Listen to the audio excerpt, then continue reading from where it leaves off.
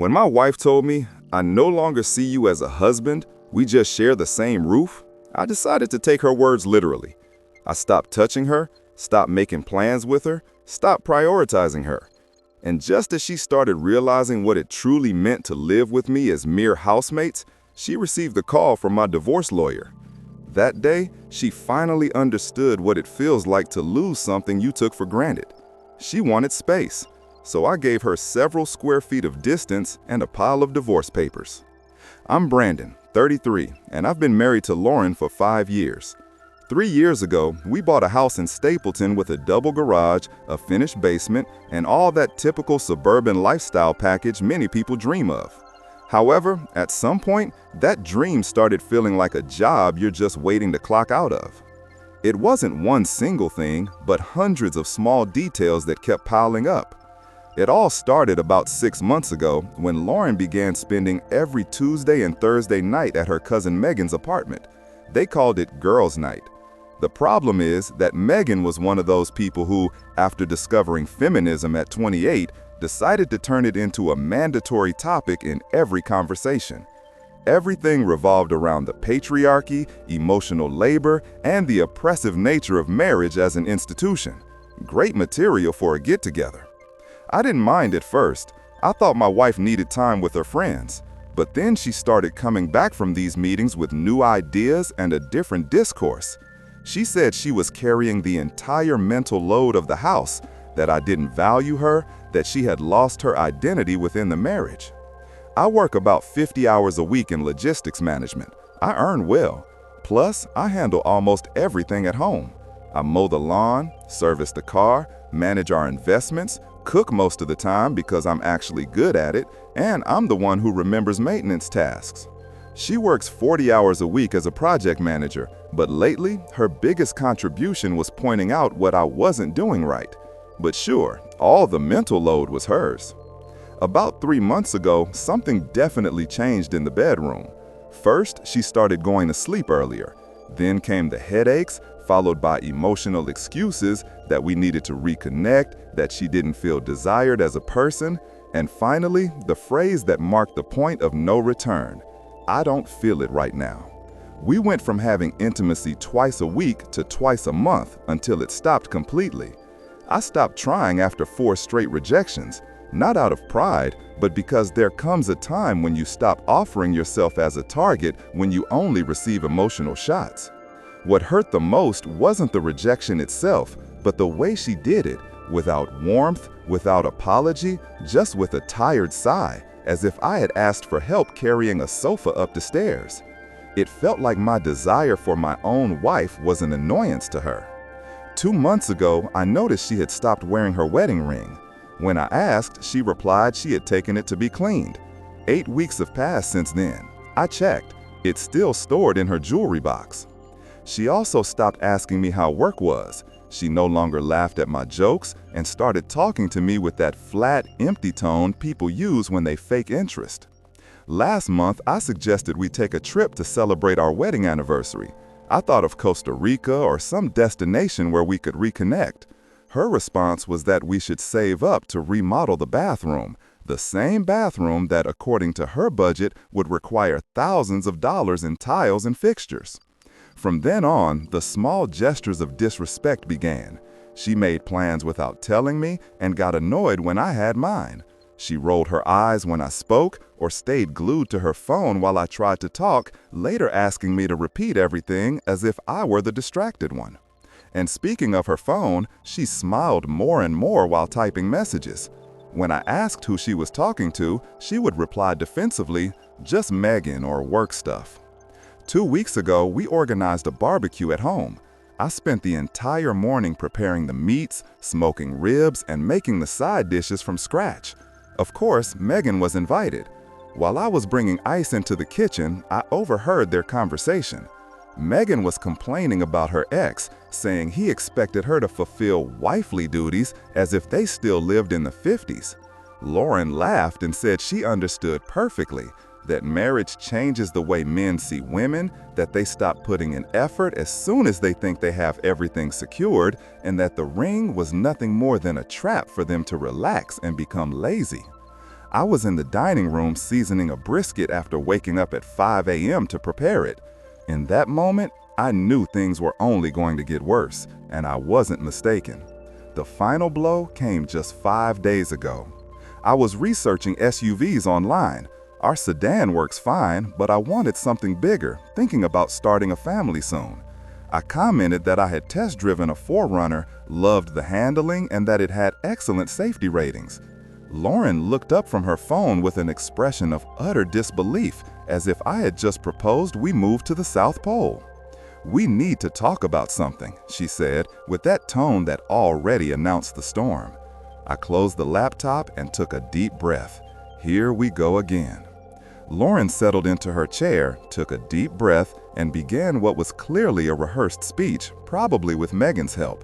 She used those calculated words that sounded more like a self-help session than a conversation between husband and wife.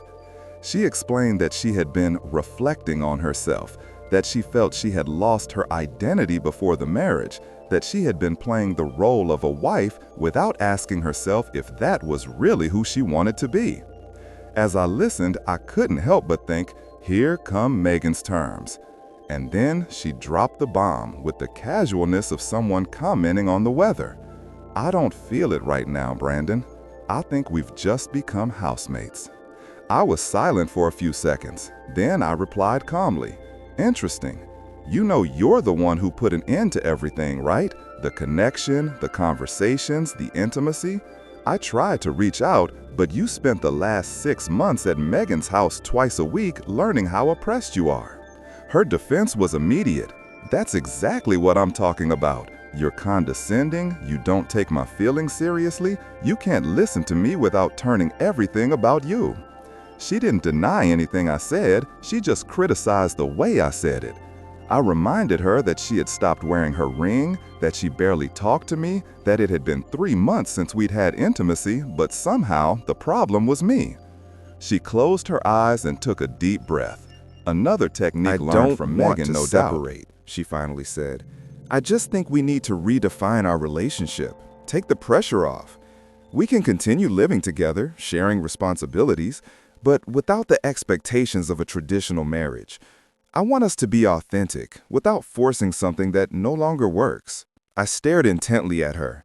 "So what you want is for us to officially be roommates?" She didn't like the way I said it. "That's not it.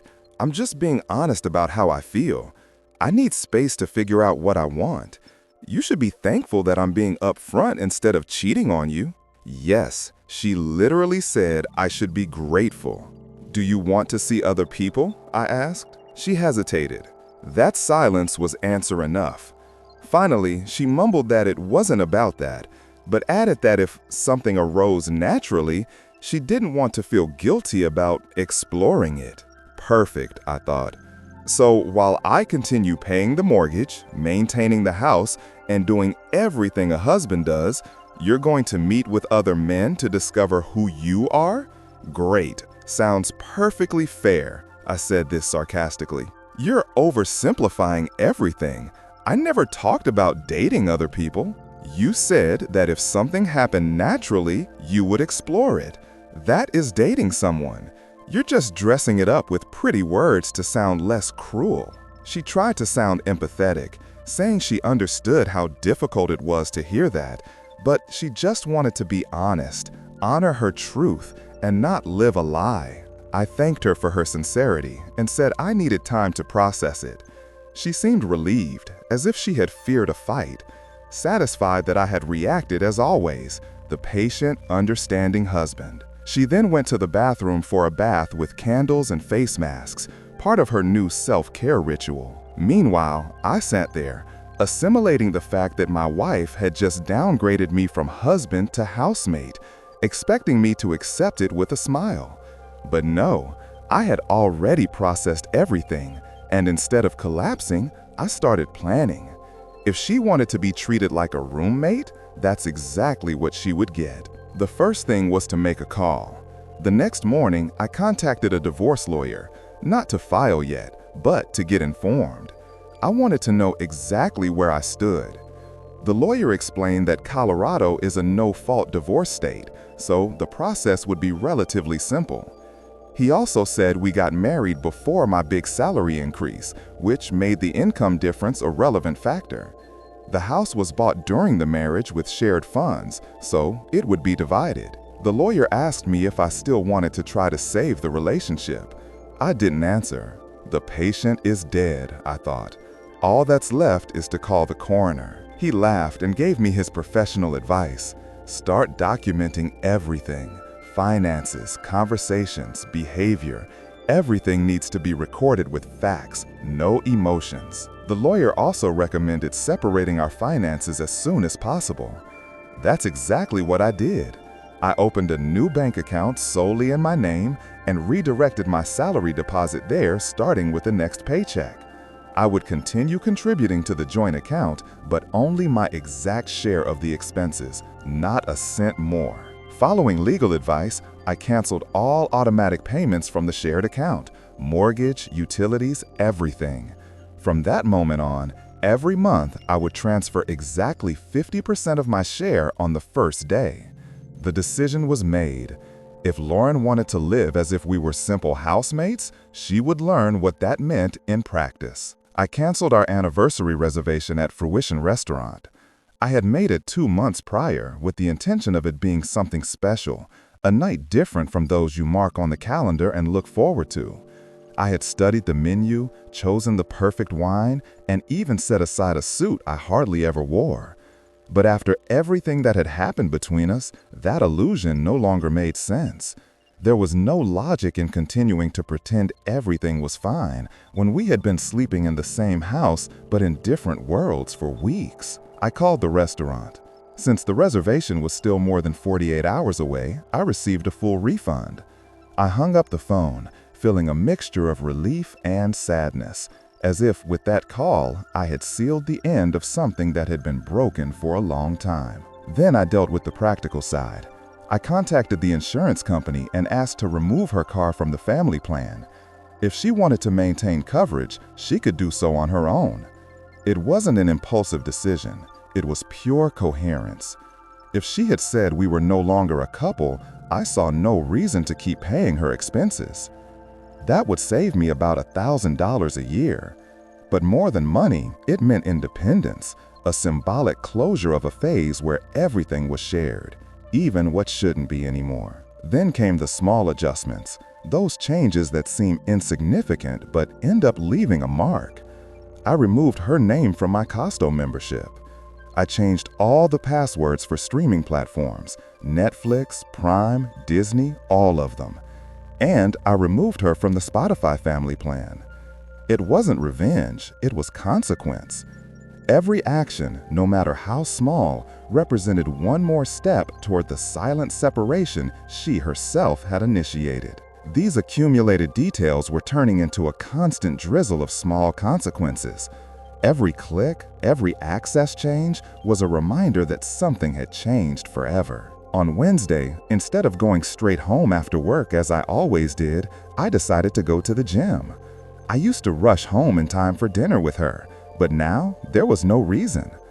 I worked out for an hour and a half without looking at the clock, savoring that feeling of physical exhaustion that clears the mind. Then I stopped by Chipotle, ordered a double burrito, and ate it right there, without rushing, without messages asking when I'd be home. I got home around 8 p.m. Lauren was on the sofa watching a reality show. She didn't even look up when I walked in. She asked what I wanted for dinner. I replied that I had already eaten. She looked at me with a mixture of confusion and resignation, but didn't press the issue. She just went back to focusing on her phone, sliding her finger across the screen as if nothing had happened. That night, there was no goodnight kiss either. For years, I had the habit of kissing her forehead before sleeping, even on the tensest days. It was an almost automatic gesture, but it represented care. That night, however, I didn't even think about it. I just said I was tired and would sleep in the guest room to stretch out better. She mumbled an "okay" without taking her eyes off her phone. There was no reproach or argument, and in a way, that hurt more than any shouting. The next morning, I left for work early without saying goodbye. I used to make coffee for her every morning, always in the same blue mug she liked so much. That also stopped. At lunchtime, I received a text. "Should we order Thai tonight?" she texted. I replied that I couldn't, that I had plans with Eric, a coworker. In fact, I had just messaged him 5 minutes earlier asking if he wanted to have dinner with me, just to have a solid excuse. It wasn't that I couldn't stand seeing her, I just didn't want to keep participating in that empty routine. That night, I got home at 9 p.m. The main bedroom door was closed. I didn't know if she was sleeping, watching a series, or texting someone. And the curious thing is that, for the first time, I didn't care. On Friday, I took the day off work. I didn't tell her. I had accumulated several vacation days and wanted to use them before they expired. In the morning, I went to REI and bought camping gear, a tent, a lantern, a new backpack. I decided to resume the solo trips that I had always postponed because she preferred to spend weekends at home watching series or having coffee with friends. I also stopped by a jeweler and asked for an appraisal of my wedding ring, white gold, a few $1,000s. I did this without emotion. I didn't plan on selling it yet, but I wanted to know the value in case I needed it later during asset division. That night, Lauren tried to talk to me. I could tell she had rehearsed what she was going to say. She wanted to know if I had thought about what she said on Tuesday. I replied that yes, I understood she wanted a lighter relationship without pressure and that I was acting accordingly. "What do you mean, accordingly?" she asked, frowning. "That I'm treating you like a roommate, the way you put it." Her face cycled through several expressions in a matter of seconds. First confusion, then understanding, then panic, and finally anger. "That's not what I meant," she retorted, raising her voice slightly. "I talked about reducing the pressure, not completely disconnecting." "Were you the one who said you no longer saw me as a husband?" I replied calmly. "I'm just respecting your point of view." "Oh, and by the way," I added, "roommates don't celebrate anniversaries. That's why I canceled the reservation for tomorrow." She froze. "You did what?" "I canceled it. And since roommates also don't share finances, from now on, we'll split the expenses 50-50. I'll send you a spreadsheet with your share of the mortgage, utilities, and internet. I also took you off the car insurance and the Costco membership starting next month." Lauren stared at me, mouth agape, as if trying to decipher a language she didn't know. She went from surprise to irritation in seconds. "This is insane, Brandon. You're overreacting because of a conversation about our couple dynamic." "I'm reacting proportionately," I replied without changing my tone. "You changed the rules of the relationship. I'm just adapting to them. You said you wanted less pressure, no expectations, just to coexist. Well, here it is." She tried to continue arguing, but I didn't want to listen. I already had other plans. I mentioned that I was going camping for the weekend, would leave in the morning, and would be back Sunday night. "But this weekend is our wedding anniversary," she said, almost pleading. "Yes, but now we're roommates, and roommates don't need to coordinate schedules." She opened her mouth, closed it, opened it again, and in the end just said, "Fine, have it your way," and walked out to the bedroom. On Saturday at 6 a.m., I loaded the truck with the new gear and drove to the Rocky Mountain National Park. I spent 2 days hiking trails, camping, breathing fresh air, and completely disconnecting from the life I had left behind. It was the most peaceful I had felt in months. During the weekend, I received over 15 texts from her. It started with, "Where are you?" Then came, "We need to talk about this," and ended with, "You're acting like a child." I didn't respond until Sunday afternoon. Back tonight, later. When I arrived, Lauren was sitting at the dining table with her laptop open, papers scattered, and the look of someone who had just received a surprise audit. "We need to talk about the financial spreadsheet you sent me," she said without even greeting me. "What about it?" I asked. "This can't be right. The numbers are wrong." "They are correct," I replied calmly. "I double-checked every one of them." She stared at me in silence, not knowing whether to argue or surrender. For the first time, she seemed to understand that reality had changed irreversibly.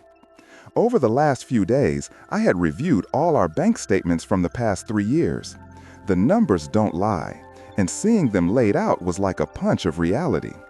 While doing the math, I discovered that I had been covering about 70% of the joint expenses the entire time, even though she had a respectable salary. Lauren works as a project manager at a healthcare company. She earns about $78,000 a year. I, on the other hand, earn $105,000.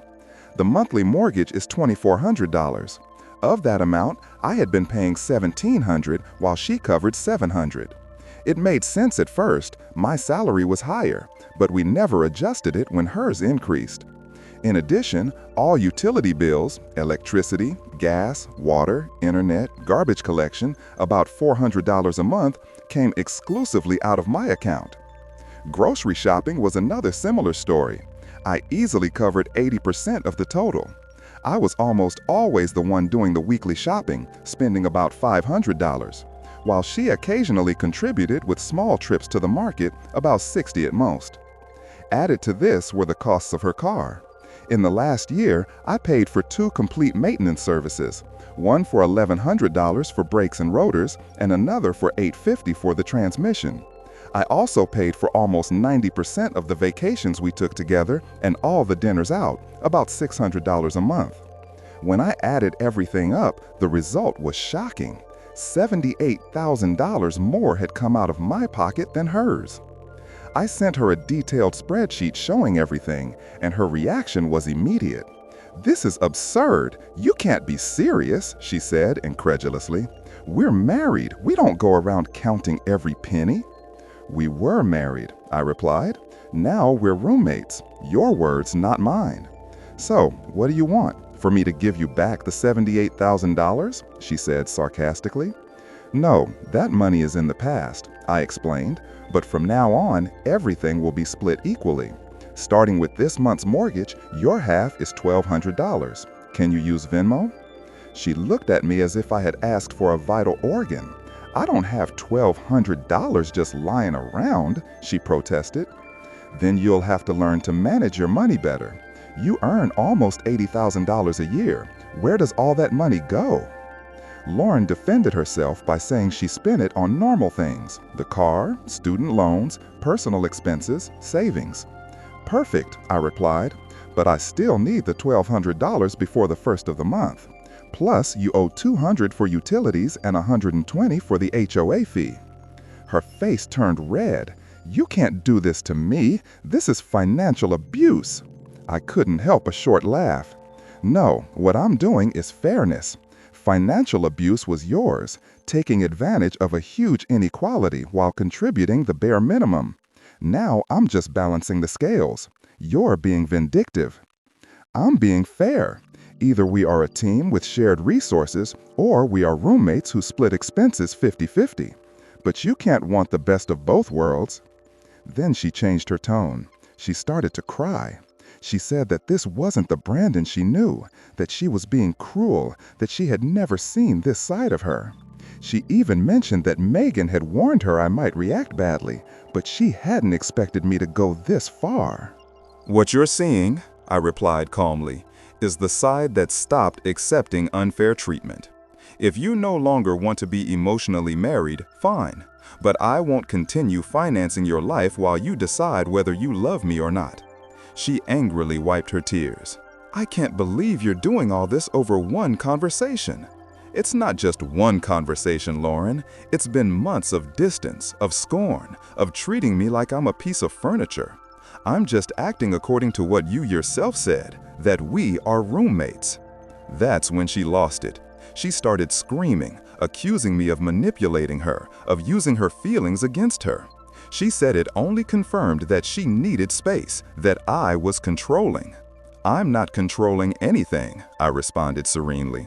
"You are free to do what you want, but not at my expense, not living in my house, and not eating my food." "Your house? You mean our house?" "I mean the house that I paid 70% of while you were figuring out how oppressed you were. But don't worry, soon you'll have your own place, total freedom." When I saw her that night, her face said it all: frustration, contained rage, and an ego she could barely support. For a moment, I thought she might throw the keys in my face or break something. But instead, she pursed her lips, grabbed the keychain from the table, and walked out without looking back. The gate slammed shut, echoing through the house. She didn't return until after midnight. I was already in bed, pretending to sleep, but I heard her hesitant footsteps and the floorboards creak as she entered the room. I didn't say a word. On Monday morning, while checking emails at work, my cell phone vibrated with a message in all caps. It was from Megan. "What the hell is wrong with you? How can you treat Lauren like that? She doesn't deserve this. You are a monster." I read the text 3 times, considering whether it was worth responding. In the end, I opted for clarity. I sent a screenshot of the financial spreadsheet with all the figures, payments, and the proportion of expenses I had covered for years. I added a single line. "If you want to cover the $78,000 hole, feel free. Otherwise, teach her to manage her own budget." Seconds later, the response arrived. "You are a manipulative narcissist." I took a deep breath before replying. "And you, at 32, live with your parents and give marriage advice. We all have our contradictions." 2 minutes later, the notification appeared. "Megan blocked your contact." Perfect. One less person in the circus. The following days were silent, tense, almost theatrical. Lauren arrived late from work or claimed to have endless meetings that, curiously, never appeared on the shared calendar. When we were home at the same time, her tone was dry, mechanical, distant. If I walked into the room, she left. If I spoke, she replied in monosyllables. But to be honest, the silence was a relief. Living together had become a minefield. Any word could detonate an argument. On Thursday, while I was at the office, the phone rang. It was Eric, a coworker, one of the few who knew what was going on. "Man, I need to ask you a kind of strange question," he said cautiously. "Is Lauren on a dating app?" I was silent for a few seconds, trying to process the words. "Why do you ask?" "My sister was using dating app name and showed me a profile that she swore was your wife's.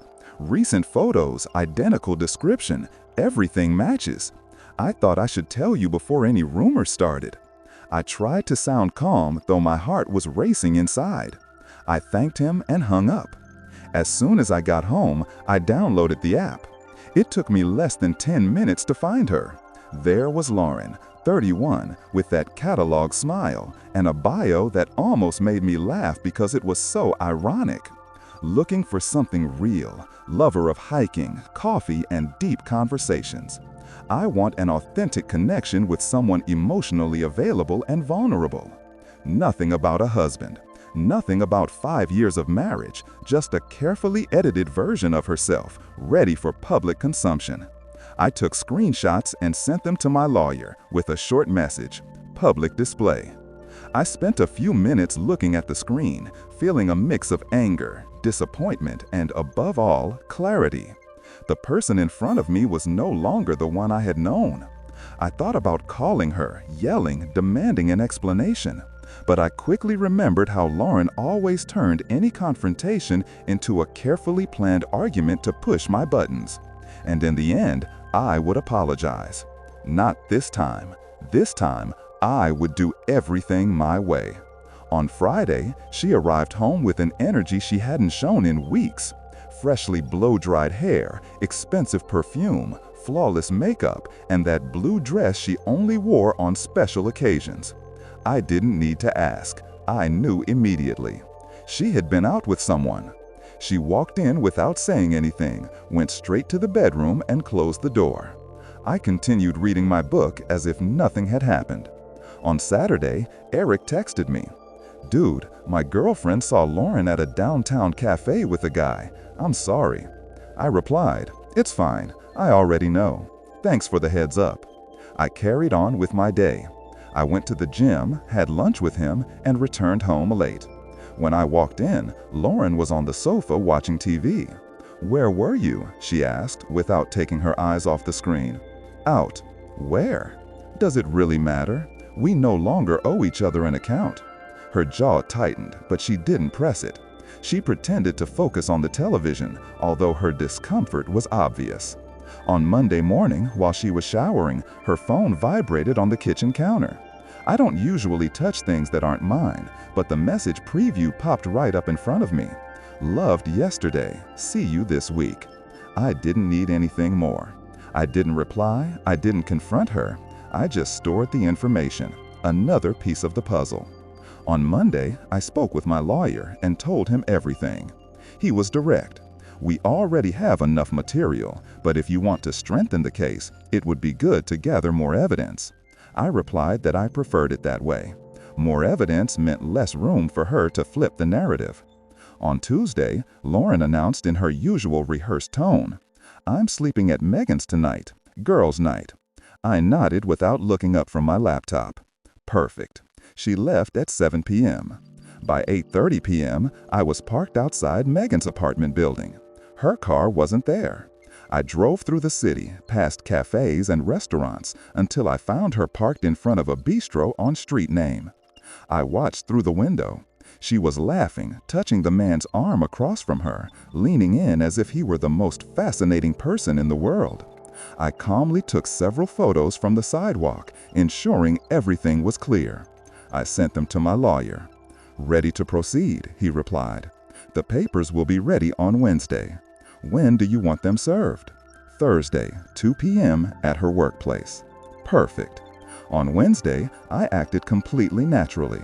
Lauren arrived late and lied, saying she had been with Megan again. I pretended to believe her. That night, she tried to talk. Her tone was softer, almost affectionate. She said she had thought things over, that perhaps we had both exaggerated, that she didn't want to give up. She even admitted she had been wrong to call us roommates. I replied calmly, "Interesting. Maybe we can talk more this weekend." She seemed relieved, as if she had regained control. Inside, I was just thinking, it's almost over. On Thursday, I worked from home. Lauren left early, unaware that at 2 p.m. she would receive an unexpected visit. I spent the morning packing a few things, documents, photos, memories, things I didn't want to leave in anyone's hands. At 2:15 p.m., my phone rang. It was her. I ignored the call. At 2:20 p.m., the messages started. "We need to talk now. I can't believe you did this. Call me. I'm coming over." At 3 o'clock sharp, she walked in like a storm, her eyes red, hands trembling, clutching the divorce papers angrily. "What is this, Brandon? You had the papers delivered to me at work, in front of everyone." "It was the place where the messenger would be sure to find you." "You humiliated me," she yelled, taking a step forward. "You humiliated yourself when you created a dating profile while you were still married." She stopped, confused. "What are you talking about?" "Don't pretend. My friend saw you on dating app name. You didn't even try to be discreet." Lauren was silent for a few seconds, looking for a way out. "I was just exploring my options. I felt trapped. I needed to know if there was something better out there." There it is. It wasn't a mistake. It was a choice, a display of character. "Can we fix this?" she said, her voice choked. "I'll delete the profile. We'll talk. Don't make this complicated." "There is nothing to fix. Please, Brandon, I'm begging you. I don't want to fix something that was never real. You showed me who you are, someone who gets bored and seeks attention as soon as routine sets in." She started to cry, but I felt nothing anymore. It was like watching a stranger acting out a drama. "Please don't do this." But it was already done. "I love you," she said, her voice trembling. "No, you love what I give you, not me." I stood up slowly. "You have 60 days to respond to the petition. My lawyer will be in contact about the house and the assets. Until then, pay your half. If you can't, find somewhere else to live." "And where do you expect me to go?" she asked between sobs. "Maybe the Megan's house, or one of your authentic connections." She looked at me with hatred and despair. She called me heartless and slammed the door shut. The sound was the same as that first night when everything began to crumble, but this time it sounded like the definitive end of a chapter. When I made it clear that I would no longer be her fallback plan, Lauren went silent for a few seconds, her eyes red with contained anger, awkwardly picked up her things, and left without looking back. I listened to the car engine fade until the street was completely silent. I sat there for a few minutes, processing everything. It was the first time in a long time that I felt relief, as if I had finally dropped a burden I had been dragging for years. My phone vibrated. It was a message from Eric. "How did it go?" I replied, "Papers served. She's freaking out. I'm fine. Dinner at the steakhouse? My treat." The following days were a storm. On Friday, I woke up to a flood of messages from Lauren. Long, confused texts full of excuses and justifications. She says she made mistakes, that I was destroying 5 years of marriage on an impulse. She confessed that Megan had put the idea in her head to live new experiences, to be sure of what she felt, that the dates meant nothing, that it was all a silly mistake. I didn't reply. That afternoon, Megan called me.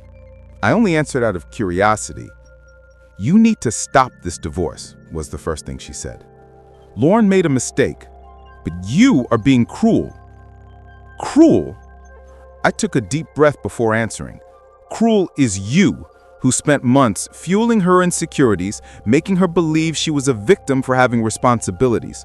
You were the one who told her to open a dating profile and hide things from me. So, if you want advice, stay out of it. She tried to retort, but I hung up. On Saturday, Lauren showed up in front of the house. The night before, I had changed the locks. My lawyer had confirmed I could do this as long as I left her belongings ready for retrieval. She rang the doorbell repeatedly until I opened the door. "Why did you change the locks?" "Because you don't live here anymore." "Of course I do. My things are in there. The deed is in my name." "You won't be staying. You wanted space. Now you have it." You can't kick me out." "You can try to stop me in court if you want. Until then, your things will be on the porch on Monday." She tried to step inside, but I didn't move.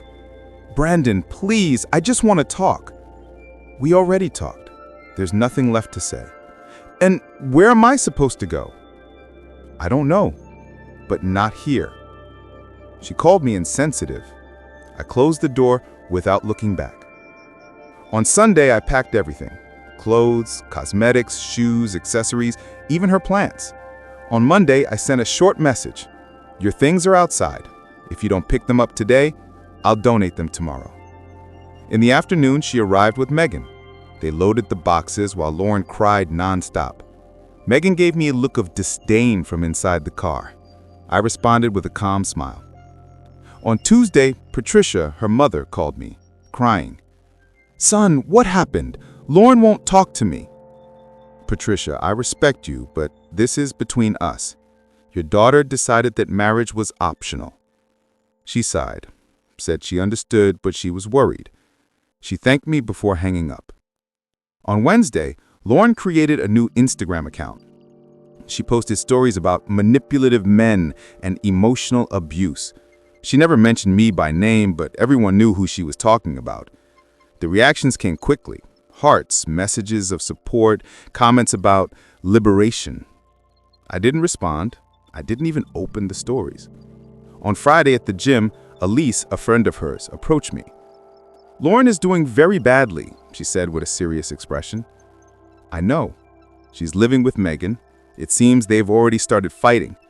I don't know what happened between you two, but she's lost." "Then she should have thought about that sooner." She fell silent, turned around, and walked away without looking back. And just like that, without shouting, without reconciliation, without drama, everything ended, not with a bang, but with the silence of someone who finally learned to close the right door. Reddit of the day comment. In the end, she wanted space and got square footage to spare. Nothing like discovering that freedom costs more when the bill comes split.